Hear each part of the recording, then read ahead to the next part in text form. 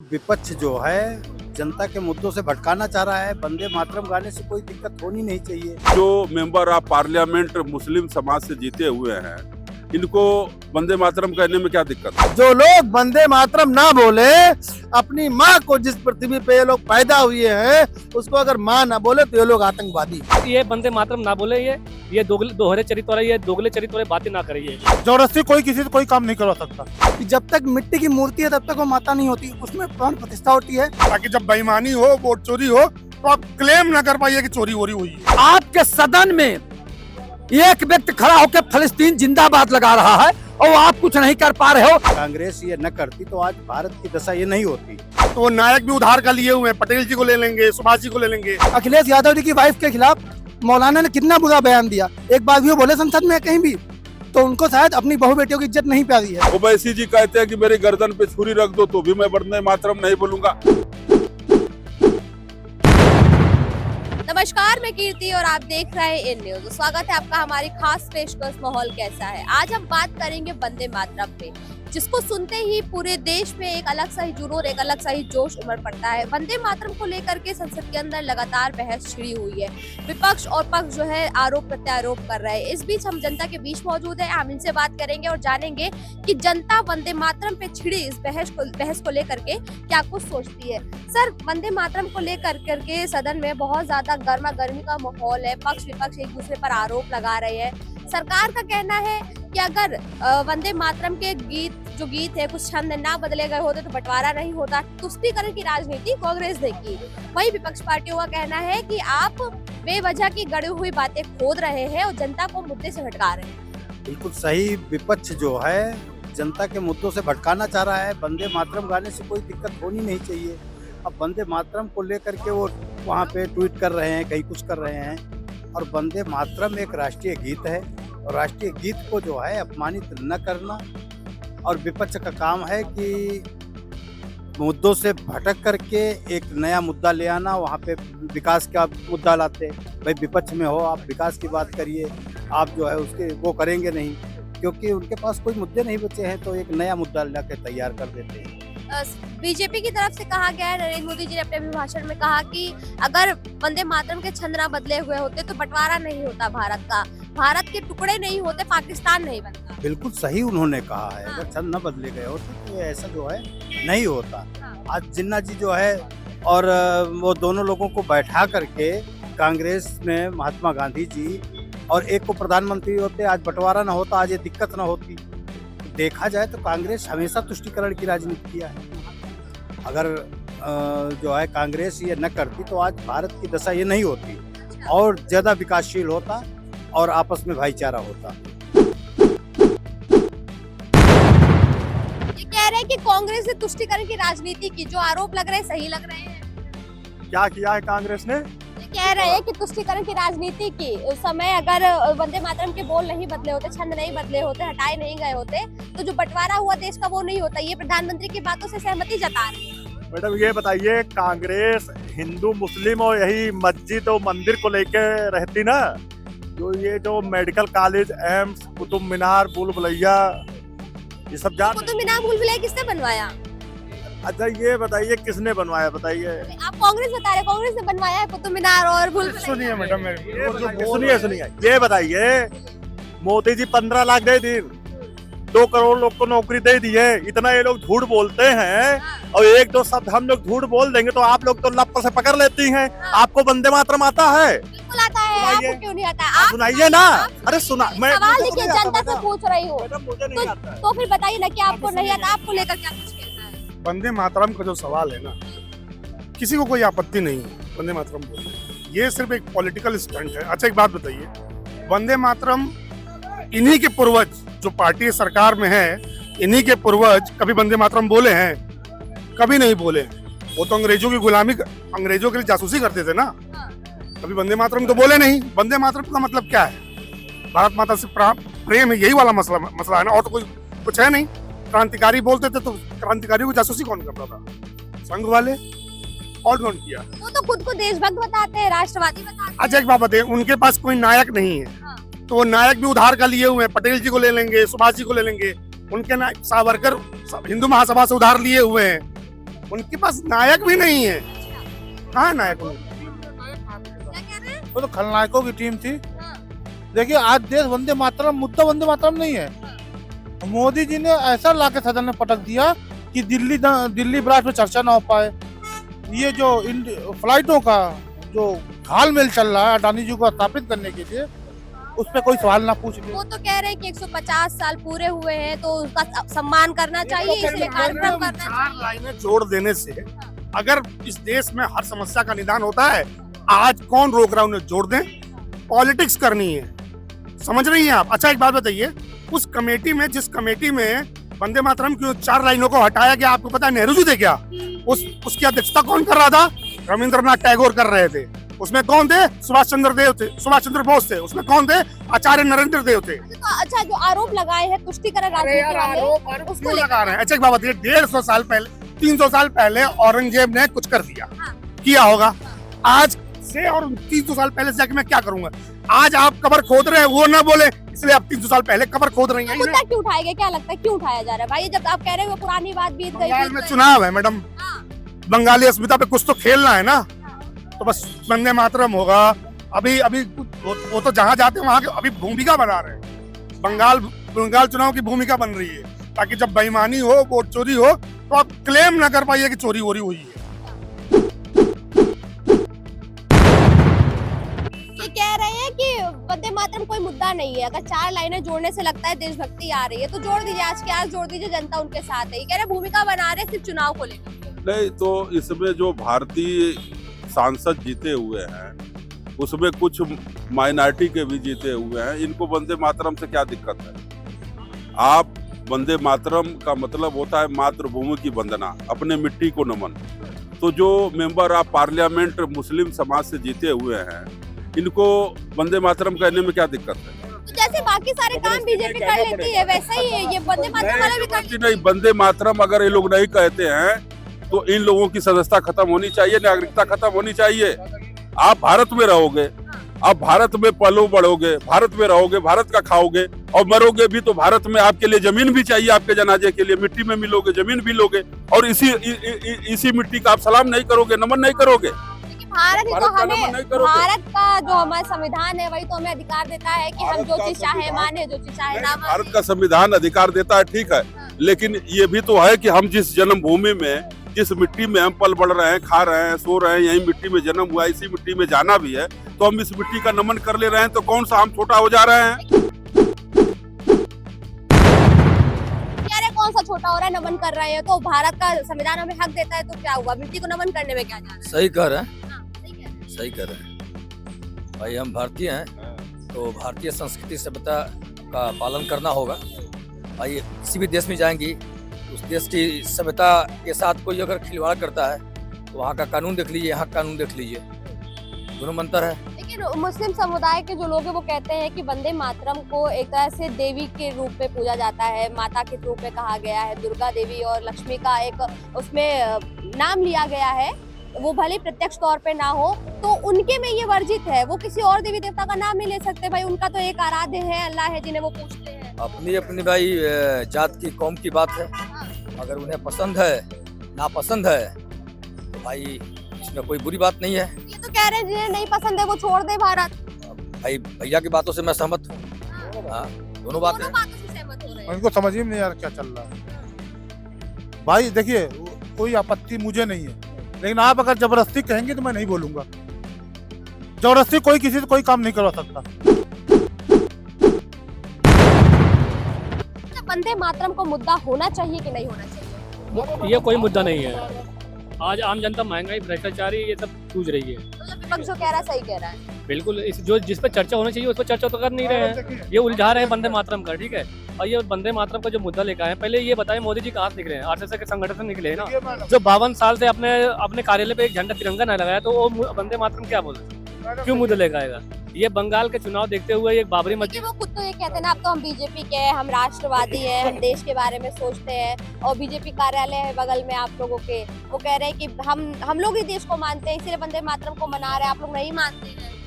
देखिए मैं कह रहा हूँ जो 52 साल से अपने कार्यालय पे एक झंडा ना लगा सके, तिरंगा ना ला सके, उसको सम्मान ना कर सके, और जो अगर कोई युवा जाके उस कार्यालय पर झंडा गाड़ भी तो उनके ऊपर FIR करवा देता है, तो ये वंदे मातरम ना बोले, ये दोहरे चरित्र वाले, ये दोगले चरित्र वाले बातें ना करिए, ठीक है। और ये कोई मुद्दा नहीं है, ठीक है।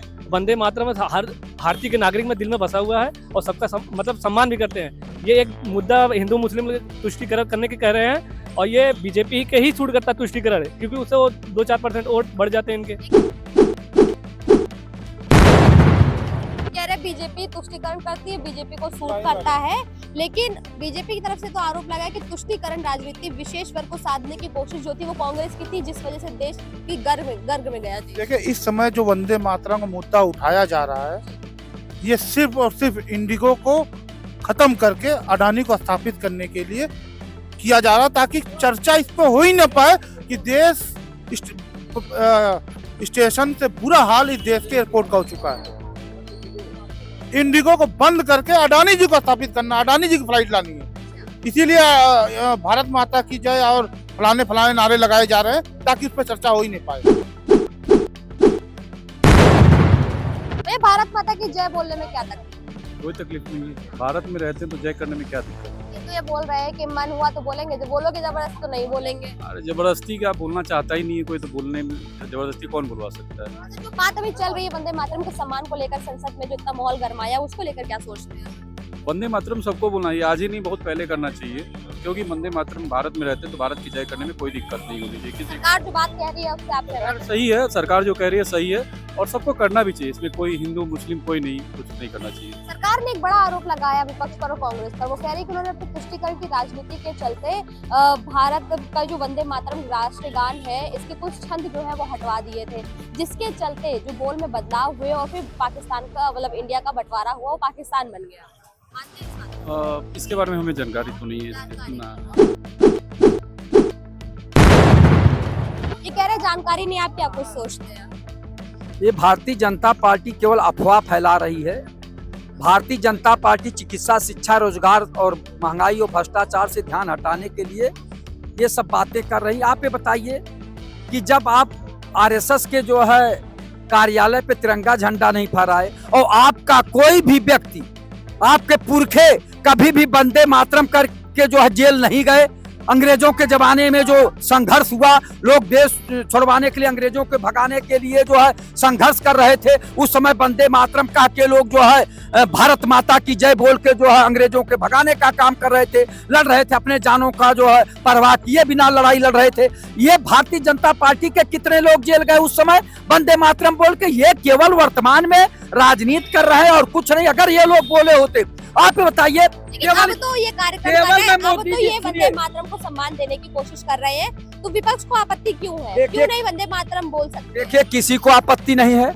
आप ये बताइए, अगर प्रधानमंत्री आदरणीय मोदी जी हैं, गृह मंत्री अमित शाह जी हैं, रक्षा मंत्री राजनाथ सिंह जी हैं, और वित्त मंत्री जो है आदरणीय सीतारमण जी हैं, आप ये बताइए कि आपके सदन में एक व्यक्ति खड़ा होकर फलस्तीन जिंदाबाद लगा रहा है और आप कुछ नहीं कर पा रहे हो, पूरा भाजपा एक तरफ है, एक व्यक्ति ललकार रहा है, तो संविधान ने उसको अधिकार दिया तब ने बोल रहा, नहीं तो तत्काल उसकी सदस्यता समाप्त करते, उसे जेल भेजते। क्यों नहीं कर पा रहे? केवल जनता को गुमराह करके वोट लेना चाहते हैं ये लोग। जनता को गुमराह करके वोट लेना चाह रहे हैं। एक आदमी ने पूरे सदन में फिलिस्तीन की जय बोली, तब तो आप कुछ नहीं कर पाए। देखिए, हम बार बार आपके चैनल के माध्यम से करें, जो भारत में रह रहे हैं और भारत का खा रहे हैं और भारत की जमीन में यहाँ पल बढ़ रहे हैं, भारत में रह रहे हैं, उनको भारत माता की जय बोलने में क्या दिक्कत है? पूर्व केंद्रीय मंत्री स्वर्गीय कल्पनाथ राय एक बार कह रहे थे कि हम लोग जापान जा रहे थे और जापान में जब एरोप्लेन लैंड करने को हुआ तो सारे नागरिक उठ करके एरोप्लेन में और नमन करने लगे मातृभूमि की अपनी, कि मैं अपने देश में आ गया। अपने देश की, अपनी मातृभूमि की जय बोलने में क्या दिक्कत हो रही है? एक संभल के सांसद थे समाजवादी पार्टी के, अब निधन हो गए, शफीक उर्रहमान बर्क, वो कहते थे जब वंदे मातरम गाया जाएगा तो पार्लियामेंट में मैं नहीं बोलूंगा, मैं बाहर निकल जाऊंगा। ओवैसी जी कहते हैं कि मेरी गर्दन पे छुरी रख दो तो भी मैं वंदे मातरम नहीं बोलूंगा। अरे ऐसे लोगों को तो भारतीय संसद की सदस्यता खत्म कर देनी चाहिए, नागरिकता खत्म कर देनी चाहिए। आप भारत में रह रहे हो और भारत माता की जय बोलने में आपको क्या दिक्कत है? इसका मतलब आप कहीं ना कहीं अपने धर्म को मान रहे हो, देश को नहीं मान रहे हो। आप अपने धर्म को नंबर 1 पे मान रहे हो, देश को नंबर 2 पे मान रहे हो। इसलिए देश से आपकी नागरिकता और लोकसभा की सदस्यता खत्म होनी चाहिए। मैं जल्दी से आपसे भी जानना चाहूंगी, कह रहे हैं कि भारत में रह रहे हो, हिंदुस्तान के नागरिक हो, तो भारत माता की जय बोलने में क्या तकलीफ है, वंदे मातरम को गाने में क्या तकलीफ है, क्यों इतना विपक्ष जो है बवाल मचा रहा है? भारत देश में रहना है तो वंदे मातरम कहना है। ये बहुत पुराना स्लोगन है, वही आज मैंने दोहरा दिया। आप बताइए, भारत देश का खा रहे हो, भारत देश में क्या क्या कर रहे हो आप? यहीं से अपने बच्चों को पढ़ा रहे हैं, आप शिक्षा दे रहे हैं, और भारत वंदे मातरम बोलने में आपको क्या तकलीफ है? तो ये आतंकवादी हैं ये लोग, जो लोग वंदे मातरम ना बोले, अपनी माँ को जिस पृथ्वी पे ये लोग पैदा हुए हैं उसको अगर माँ ना बोले तो ये लोग आतंकवादी। विपक्ष तो कह रहा है केवल राजनीतिक पूरा मामला है और पश्चिम विपक्ष वाले बंगाल होंगे फटाहा। देखो मैडम, विपक्ष वाले होंगे बिल्कुल फटाहा, इनका कुछ नहीं पता है कि कहाँ का बोले चाहिए। ये वही मानसिकता के लोग हैं जैसे मुसलमान हैं। मुसलमान के का है, उनके जैसे बहू और बेटी में कोनो फर्क नहीं है, और अड़ोसी पड़ोसी के बहन बेटियों में कोनो फर्क नहीं, वही हाल इनके है। इनका कोई विपक्ष से मतलब नहीं है। विपक्ष का काम है केवल विरोध करना, वो खाली विरोध करेंगे। उनको इससे धर्म से और हमारे धर्म क्या कहते हैं, हमारे इस पृथ्वी से, वंदे मातरम से, भारत माता से कोई मतलब नहीं। एक कभी है उधर कर भारत माता की जय बोल दो ना तो बहुत तेज नाराज होता। करो यहाँ लगा कर दिखाओ, देखो कौन बोल रहा है, लगवाओ लगवा दो। भारत माता की जय, कौन बोल रहा है? भारत माता की। देखिए अब ये कैमरा तो घुमाओ, कितने लोग बोल रहे हैं। देखिए जो लोग बोल रहे हैं ये लोग हमारी भारतीय संस्कृति के लोग हैं। भारत माता की जय बोलने में तकलीफ क्या? एक नारा ही तो था, तकलीफ नहीं बोला क्यों नहीं आप? कीर्ति जी, आप एक बार बता दें, भारत माता, वंदे मातरम और जनगण मन अधिनायक जय हो सारे लोग बोलेंगे, लेकिन ये भारतवर्ष है, गजब का देश है।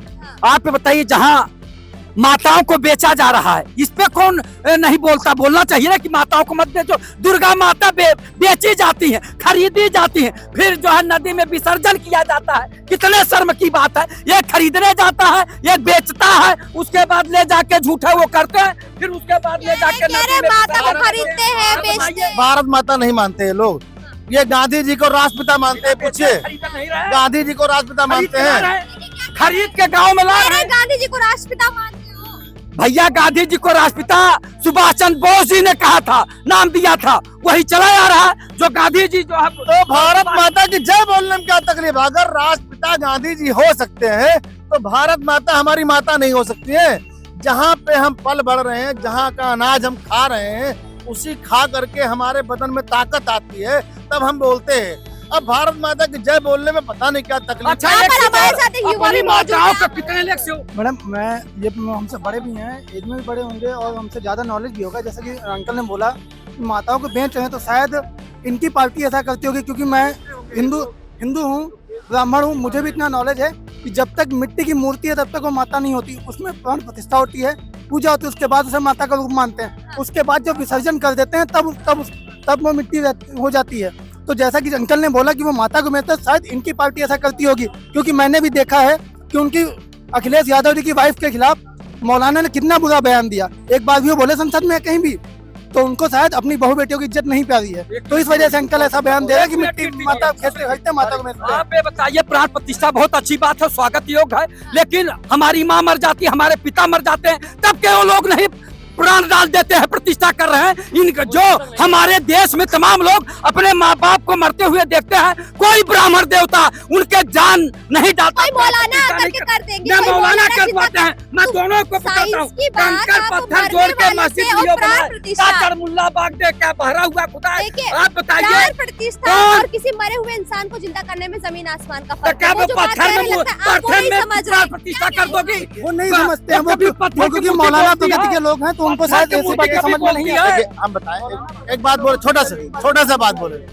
हमारे धर्म में जब लोग बुढ़े होते हैं तो वो छठिया जाते हैं। सुनो, हमारे धर्म में जब बुढ़े होते हैं छठिया जाते हैं, और मुसलमान में जब बुढ़े होते हैं तो उनकी अकल खुल जाती है। तो वो लोग अकल वाले लोग हैं। मुसलमान जब बुढ़ा होता है तो उसकी अकल बढ़ती है, और हमारे यहाँ सब लोग छठिया जाते हैं। देखिए, मैं किसी की बात नहीं करूंगा, ये इनकी पता नहीं कौन सी मानसिकता हो गई। मैं नास्तिक माँ नहीं हूँ, कितने मंदिर आप गए? मैं केवल वास्तविक हूँ, जो सच्चाई है। कोई ब्राह्मण अपने पिता को मरते हुए जरा प्राण डाल दे, मैं उसका कदम चूमूंगा, जीवन भर उसकी सेवा करूंगा। अरे इस जो पृथ्वी झूठे पे के नाटक करते जान हैं, डालने की हिम्मत पत्थर किसी में में नहीं जान सुनी डाल है। दे रहे हैं। देखिए जान डालने की, अच्छा कितने मंदिर आप गए? किसी मंदिर में गए आप? कहीं नहीं जाता हूँ। आप नहीं जाते? हाँ, वही कलाकार दे जा रहा, वही मंदिर में मंदिर की मूर्ति चोरी हो जा रही है, वो ठीक वही है। पुजारी की हत्या हो जा रही। क्या कर रहे हैं वो मंदिर में? इनकी बात में कोई मानता भगवान हूँ। बैठे हुए पत्थर। देखिए माँ बाप जो जिन्होंने मुझे पैदा किया, सबसे बड़ा भगवान मेरा वो है। ये बात तो सही कह रहे हैं, जो जिसने मुझे पैदा किया हमारे लिए भगवान वही है।